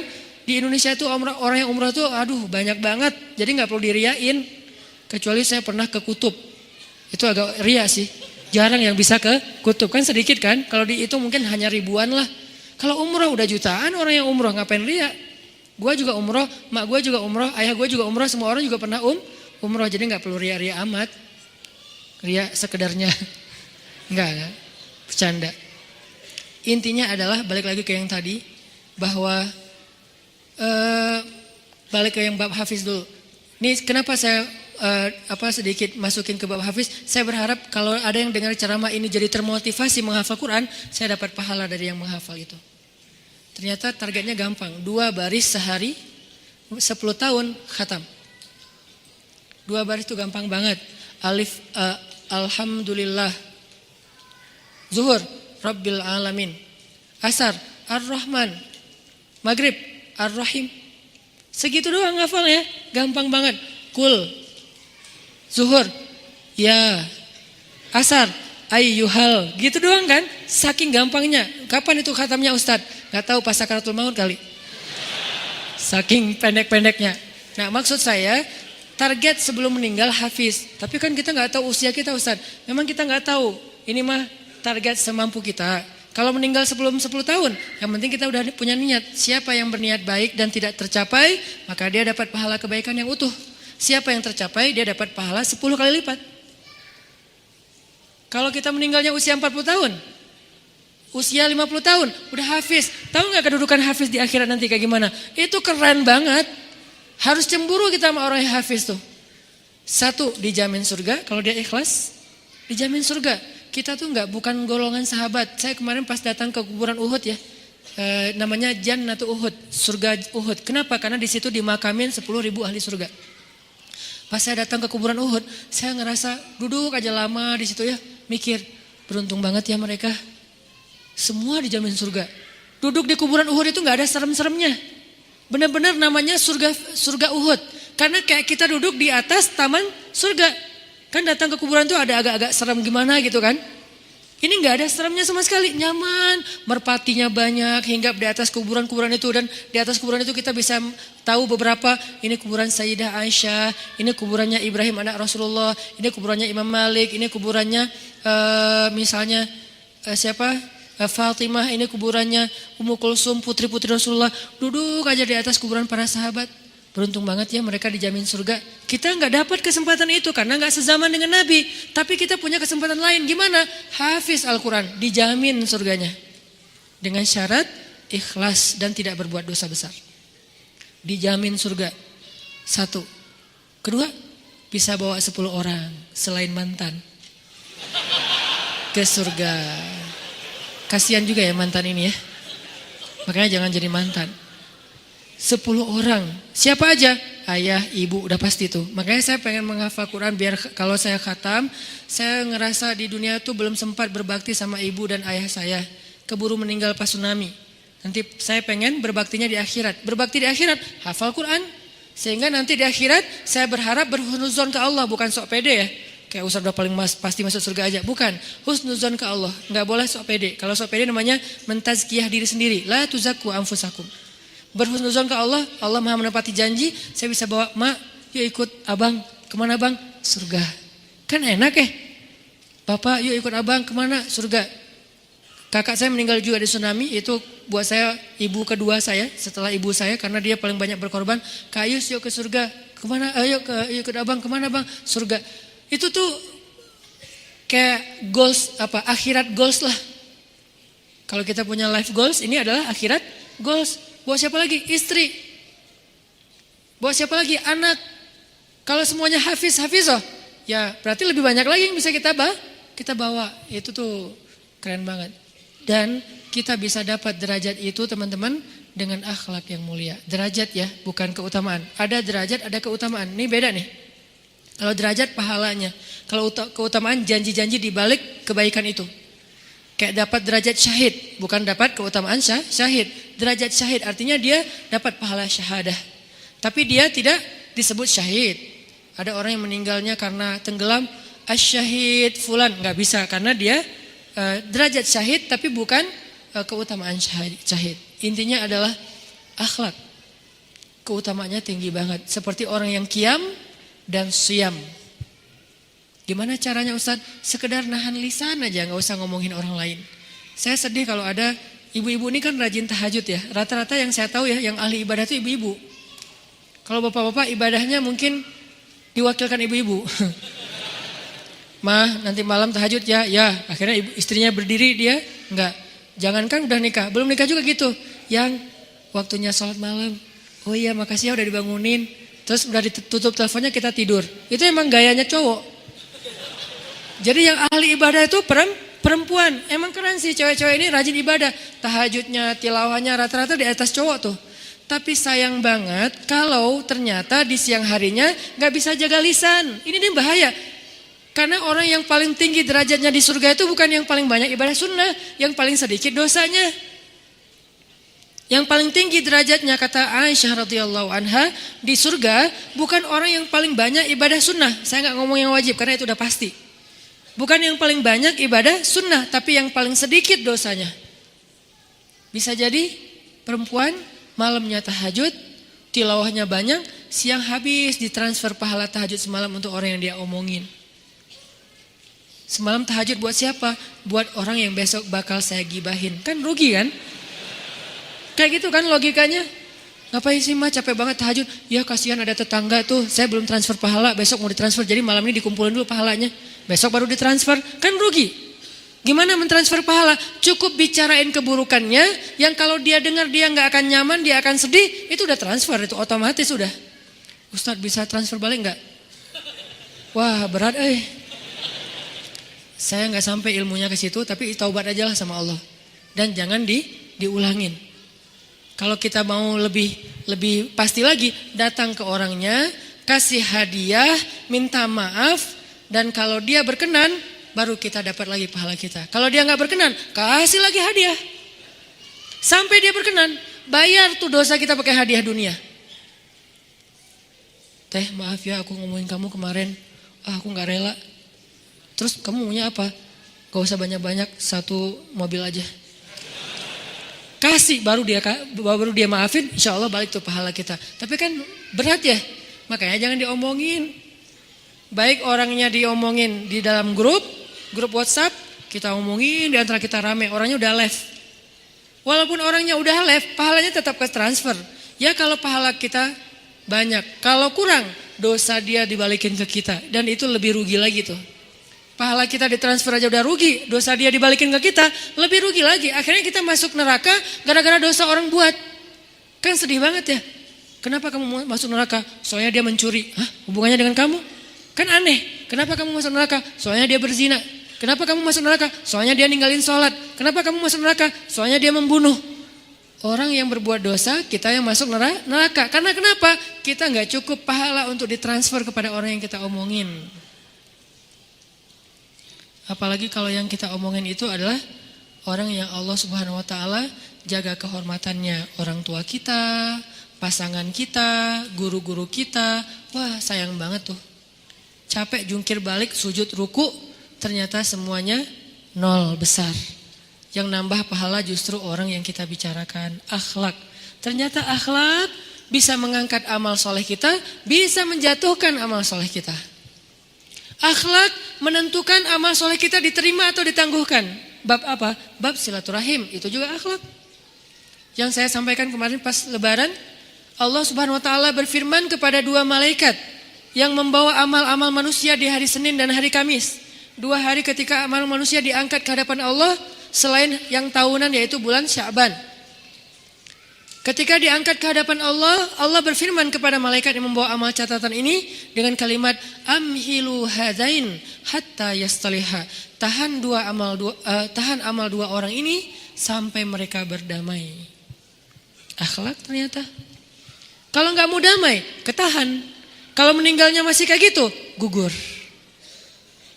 Ketahan sampai meninggal. Kalau sebelum meninggal damai, keangkat. Kalau meninggal belum damai, gugur lagi, nggak dicatat. Ini akhlak mempengaruhi amal soleh kita. Jadi kita rajin tilawah, kita rajin sholat malam, kita rajin ikut taklim, kita rajin puasa, kita rajin sedekah, rajin ibadah. Terus ada satu di antara keluarga besar kita yang kita blok, kita nggak mau silaturahim dengan dia.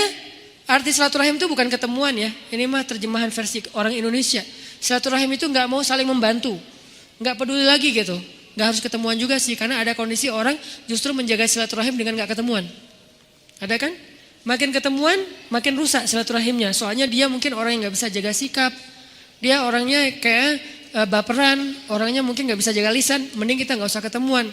Tapi kita care sama dia, sehingga kalau dia ada masalah kita bantu dia, walaupun nggak harus ketemu. Kita bisa transfer, kita bisa nitip lewat orang lain, kita bisa ngajak orang lain bantu dia. Yang jelas kita peduli, itu silaturahim. Sebaiknya sih saling menyapa, tapi ada kondisi kadang-kadang nggak bisa disapa dulu karena orangnya belum sadar. Mending jaga jarak dulu daripada semakin runyam masalahnya. Yang jelas kalau ada satu aja dari keluarga besar kita nih, sepupu kita mungkin, adik kakak kita mungkin, orang tua kita mungkin, mertua kita, ipar kita, yang kita udah nggak peduli sama dia, terserah dia mau kayak gimana, maka amal kita selama ini masih ada tuh di antara langit dan bumi, kegantung. Kalau suatu saat kita meninggal masih dalam keadaan kayak gini, maka dia akan gugur lagi, jatuh ke bumi. Habitat a'maluhum, berjatuhanlah amal-amal mereka. Akhlak. Jadi nggak sepele bab akhlak ini teman-teman, urusan besar dalam banyak hal. Termasuk Nabi SAW mengaitkan akhlak dengan iman. Man kana yu'minu billahi wal yaumil akhir, akhlak. Memuliakan tamu, memuliakan tetangga, menjaga lisannya, menjaga tangannya. Semuanya berkaitan dengan beriman kepada Allah dan hari akhir, akhlak. Jadi akhlak dalam Islam itu bukan bab furu'iyah, tapi termasuk di antara usul, termasuk perkara yang dasar-dasar dalam urusan agama. Yang pertama diajarkan Nabi di Mekah, akidah dan akhlak, bukan syariat. Syariat itu baru muncul di Madinah secara bertahap. Yang pertama, akidah dan akhlak. Tentang tauhid, tentang rahmah. Terakhir teman-teman, akhlak itu apa Ustaz? Kalau kita mau menyimpulkan bab akhlak dari sekian ribu hadis, sekian ribu ayat, sekian ribu buku tentang bab akhlak, akhlak itu cuma ada dua. Ini biar menyingkat waktu kita. Akhlak itu cuma dua. Satu, ra'fah. Dua, rahmah. Itulah akhlak. Satu, ra'fah. Satu lagi, rahmah. Ra'fah artinya gak mau ganggu orang. Menjaga diri dari menyakiti orang lain, baik lisannya maupun tangannya yang tadi. Dalam bahasa lebih luas lagi, ra'fah itu gak enakan. Ra'fah itu gak tega. Itu ra'fah, gak tega. Nyakitin orang tuh gak tega. Ngomongin orang tuh gak tega. Komenin orang yang gak benar tuh gak tega. Mencela orang tuh gak tega. Membuli orang tuh gak tega. Memarahi orang tuh gak tega. Apalagi memfitnah orang tuh gak tega. Apalagi menghakimi orang, menuduh orang dengan tuduhan-tuduhan yang gak baik itu gak tega. Ini namanya ra'fah. Menjaga diri kita dari mengganggu orang lain. Dari hal yang paling sensitif, yang paling simple. Masalah sesederhana ra'fahnya bab kayak bermajelis kayak gini. Saya gak mau keberadaan saya mengganggu teman-teman saya. Akhirnya ketika saya mau datang ke majelis, saya mau pakai pakaian yang teman-teman saya nyaman. Sehingga keberadaan saya pakaian yang tadi siang saya dari tadi pagi saya pakai, yang mungkin udah bau keringat, yang mungkin saya juga mungkin ada sedikit ujian agak bau badan misalnya, saya nggak mau ganggu orang lain. Akhirnya sebelum datang ke majelis dia pakai baju yang bersih, Kalau dia laki-laki dia pakai parfum, dia duduk di majelis, orang di sebelahnya nyaman. Dia siwak, kalau dia pakai siwak. Kalau nggak pakai siwak, pakai sikat gigi, dia bersihkan mulutnya, orang nyaman. Sesederhana itu, ra'fah banget. Dia nggak mau buat orang nggak nyaman. Ketika dia ngomong sama orang lain nggak nyaman. Sederhana banget. Saking ra'fahnya, sahabat dulu ada cerita ra'fahnya Muaz ibnu Jabal. Muaz ini anak muda. Saya salah satu idola saya di antara sahabat muda itu Muaz. Anak muda, rambutnya sepundak, janggutnya tipis, terus aura wajahnya itu aura yang nyenengin.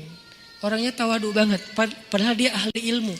Kata Nabi, afqahu ummati bil halal wal haram Muaz bin Jabal.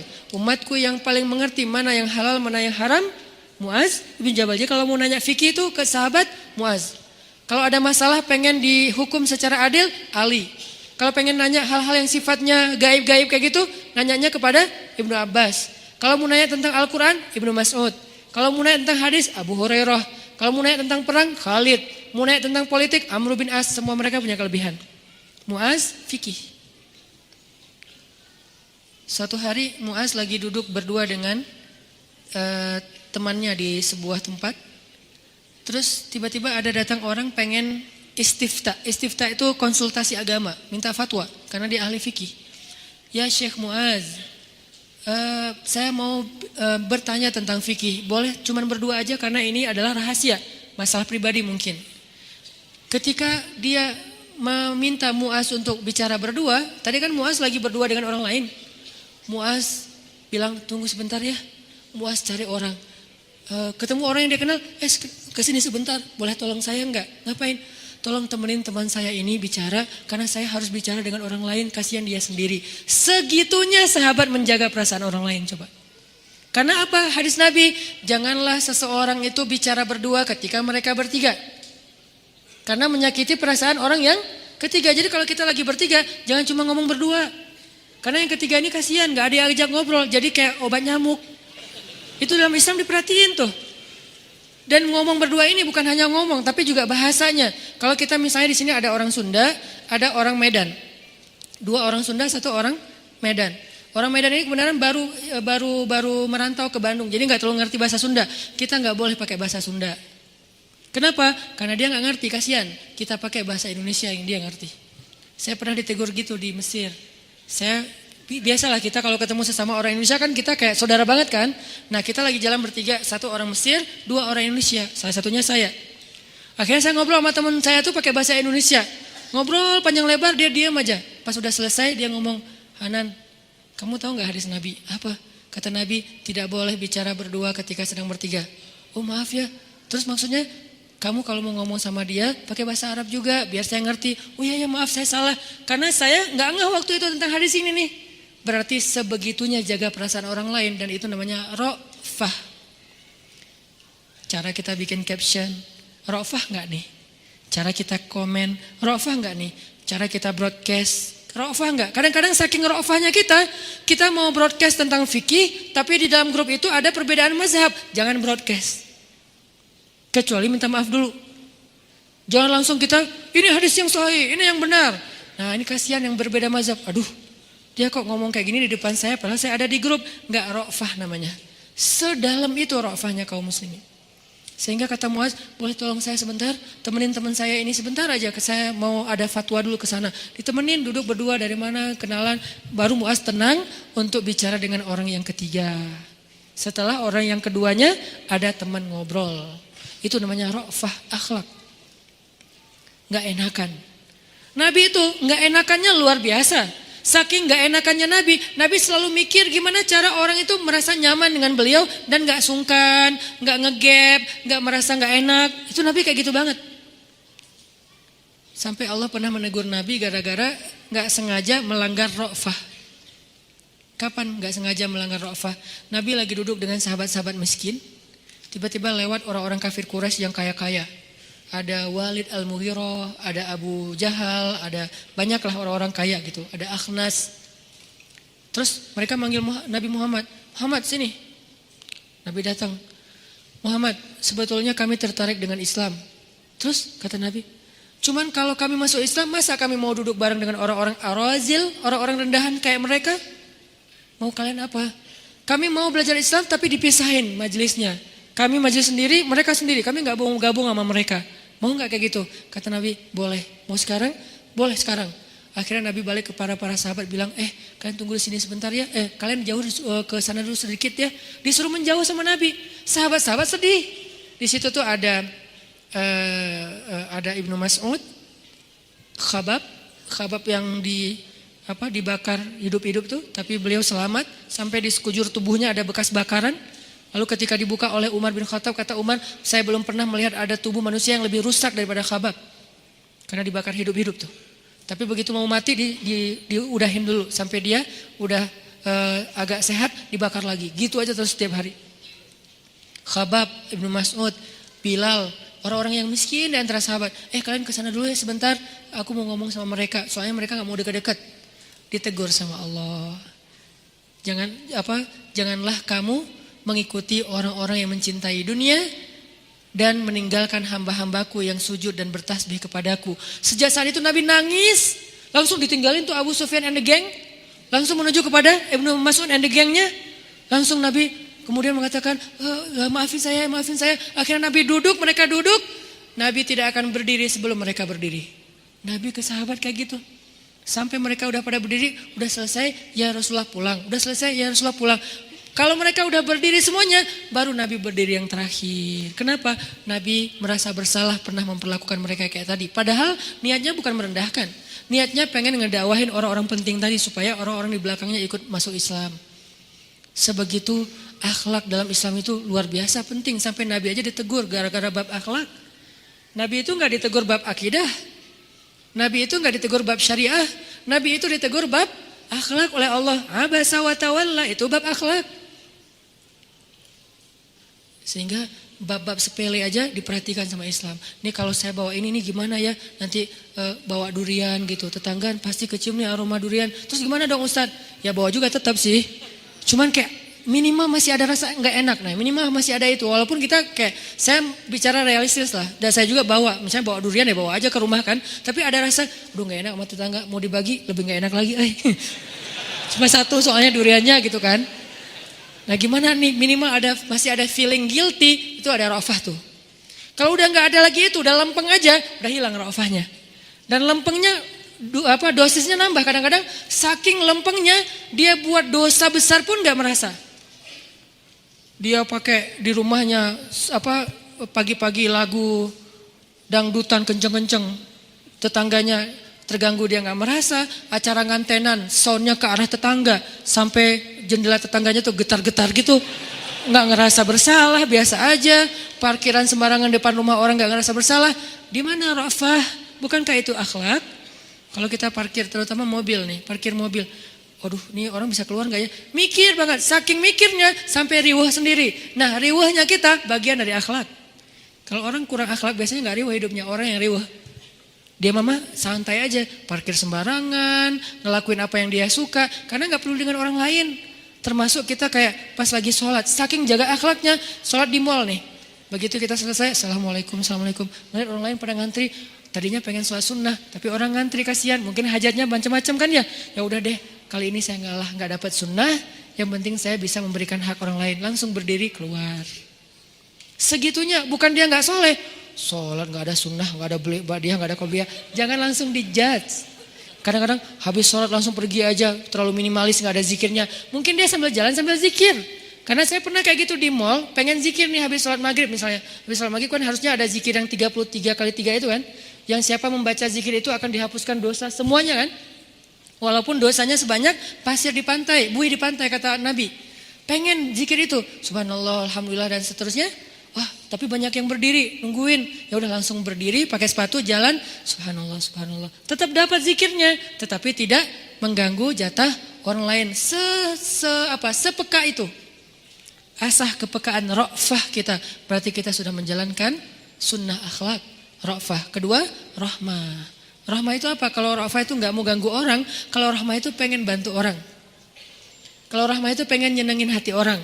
Kalau rahmah itu pengen memberi kepada orang lain. Pengen nolongin orang lain. Yang memberi itu rahmah. Yang menjaga untuk gak merusak itu namanya ra'fah. Ra'fah warahmah, raufun rahim. Itulah akhlak kalau disimpulkan secara umum. Pengen bantu sebanyak mungkin orang lain. Pengen ya bantu lebih banyak orang, pengennya tetangga dibantu. Jadi kalau ngeliat orang susah tuh pengen bantu, itu rahmah tuh. Kalau ada sesuatu dia nggak pengen ganggu orang lain, itu ra'fah tuh. Termasuk kalau teman-teman ini mungkin hal-hal yang sepele lah ya. Di hotel. Di hotel, misalnya kita nginep di hotel ya. Nginep di hotel pas kita mau check out. Kalau dulu waktu saya dari kecil itu udah sering ikut musabakoh ya. Kita sekamar tuh satu geng lah ya. Itu biasanya sebelum check out itu kita loncat-loncat dulu di kasur. Anak kecil SD. Jadi loncat-loncat sekenceng-kencengnya. Kenapa? Karena di rumah nggak boleh kayak gitu, dimarahin. Jadi di hotel bebas, loncat-loncat, diacak-acak. Nakalnya waktu kecil, astagfirullahaladzim. Sekarang setelah dewasa, kalau mau check out, rapiin dulu kasur. Ustadz, kan itu udah ada tugasnya. Ya tapi nggak enak pas mereka datang ngelihat kasur kita berantakan. Apalagi tahu tuh kasur Ustadz.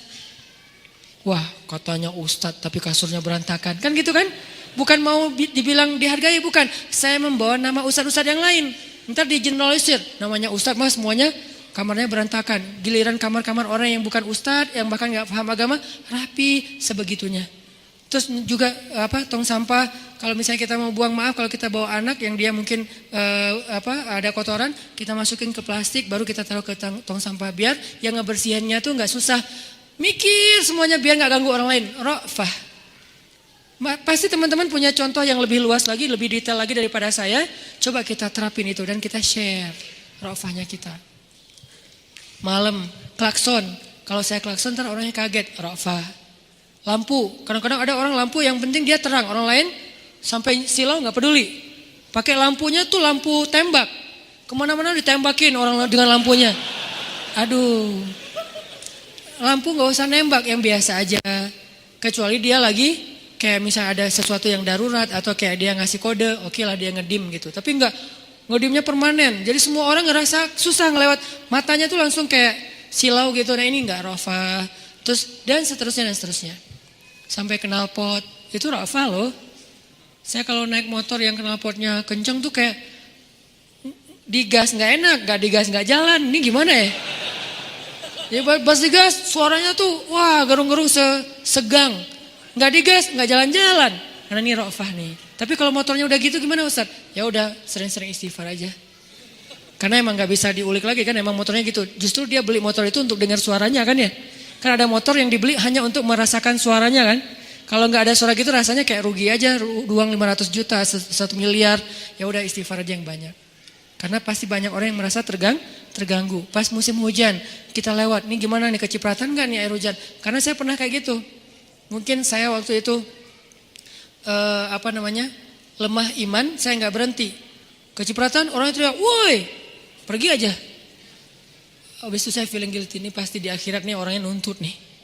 Oh lo yang kemarin ngecipratin gua, ya Allah dia nih orangnya nih. Rame kan nanti di akhirat istighfar aja gak cukup ternyata. Jadi akhirnya saya jadi kayak harus menebus itu dengan banyak kesalahan, dengan banyak kebaikan yang lain. Ya kalau ketebus, wallahu alam, berusaha aja.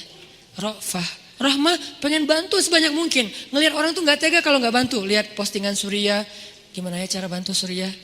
Jangan cuma bilang kasihan ya, gak cukup, bantu. Segimana bantunya? Semampu kita.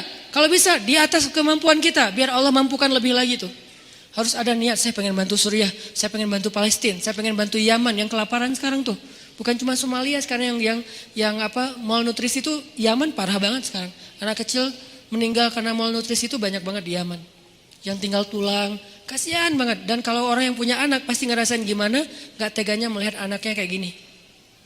Sehingga ada niat membantu. Di Indonesia juga banyak orang sakit, orang miskin, orang apa di jalan. Saya kalau saya pribadi ngerasa paling nggak tega ngelihat orang yang udah kerja keras gajinya kecil. Itu nggak tega banget tuh. Pengen dikasih. Karena saya nggak ngelihat dia, ngelihat anak-anaknya pasti anaknya di rumah nungguin, ayahnya pulang sampai larut nggak pulang-pulang karena uangnya masih sedikit. Kasih yang banyak, kasih lebih. Pas di tol misalnya, apalagi pas lagi kayak musim mudik tuh kan banyak orang yang buang sampah di pinggir jalan ya. Berhenti buang sampah sembarangan aja kayak gitu tuh. Berhenti ada yang bersih-bersih sampah, turun kasih 50 ribu. Makasih ya Pak, makasih. Dan ekspresi mereka senang tuh buat kita tuh happy banget gitu kan. Kita gak usah jauh-jauh ngasih hazard buat orang yang mau nyebrang aja berasa udah jadi orang paling baik sedunia kan ya. Orang nyebrang dihazardin sama kita berhenti hazard, akhirnya di belakang pada berhenti, lewat ibu-ibu teh, saya tuh orangnya baik juga ya. Itu aja tuh udah kayak happy gitu, dan itu bukan sombong, happy aja. Karena udah berbuat baik jadi happy kan, apalagi bisa ngasih. Harus ada niat kita rahmah, ngasih ke orang lain sebanyak mungkin. Makin banyak orang yang bisa kita bantu. Kata Nabi, siapa yang meringankan hajat saudaranya di dunia, Allah ringankan hajatnya di akhirat. Siapa yang menutupi aib saudaranya di dunia, Allah tutup aibnya di akhirat, dan seterusnya dan seterusnya. Kalau saya secara pribadi, ini yang terakhir, ada salah satu life goal saya itu adalah saya pengen bisa sedekah kayak Utsman bin Affan. Berapa sedekah Utsman bin Affan? 10 miliar sekali ngasih.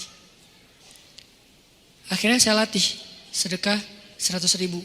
Ketika 100 ribu udah kecil, naikin 1 juta. 1 juta udah kecil, naikin 10 juta. 10 juta udah kecil, naikin 50 juta. 50 juta udah kecil, naikin 100 juta. Awal kita sedekah dengan angka yang baru, pasti ada deg-degan. Aduh gede juga ya, gimana nih, gimana besok, gimana nanti, gitu kan. Awal-awal sedekah dengan angka yang baru, pasti ada rasa kayak, aduh gede juga, aduh gimana nanti kalau saya butuh, kalau apa, kalau. Di situ kita belajar tawakal loh. Di situ kita belajar tawakal. Dengan syarat kita sudah menyempurnakan hak.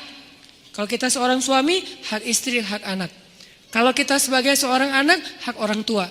Tapi kalau kita belum menyempurnakan hak, tapi malah ngasih keluar, itu namanya zalim, nggak proporsional, nggak kayak gitu syariat Islam. Kita kasih nih, sehingga saya belajar.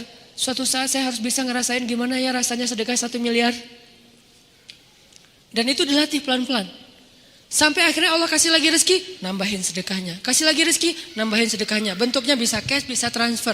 Harus ada agenda sedekah, transfer atau cash setiap minimal seminggu sekali dengan angka yang buat kita tuh kayak angka baru gitu. Wah udah mampu segini, coba dawamin. Lama-lama, segitu doang. Nah nambahin lagi tuh. 1 juta, saya sedekah 1 juta loh.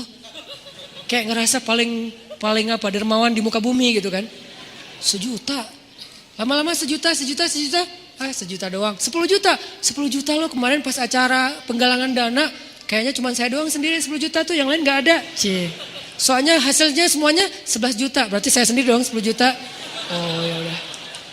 Lama 10 juta, 10 juta doang. 100 juta, berani gak ngasih kayak gitu. Dan itu adalah rahmah. Salah satu bentuk rahmah. Ngasih yang kita suka. Naik lagi, ngasih yang kita butuh. 3 derajat. Paling bawah, ngasih yang kita gak butuh, tapi baik. Di atasnya, ngasih yang kita suka, tapi kita gak terlalu butuh, cuman kita suka. Di atasnya lagi, ngasih yang paling kita butuh. Kalau ngasih yang lebih itu, sarro. Ngasih yang kita suka, lan tanalul birra hatta tunfiqu mimma tuhibbun. Ngasih yang kita butuh, darra yu'thiruna anfusahum walau kana bihim khasasah. Itulah kaum Ansor. Itu rahmah. Ngasih, nolongin, bantuin, itu rahmah. Mudah-mudahan 2 akhlak ini bisa kita renungkan untuk kita terapin sesuai dengan masalah dan adegan-adegan hidup kita. Ra'fah, rahmah. Nggak mau ganggu orang lain, pengen nolongin orang lain. Itulah inti dari akhlak. Barakallahu fikum. Semoga Allah Subhanahu wa taala memberi kita taufik dari ilmu yang sudah kita dapatkan.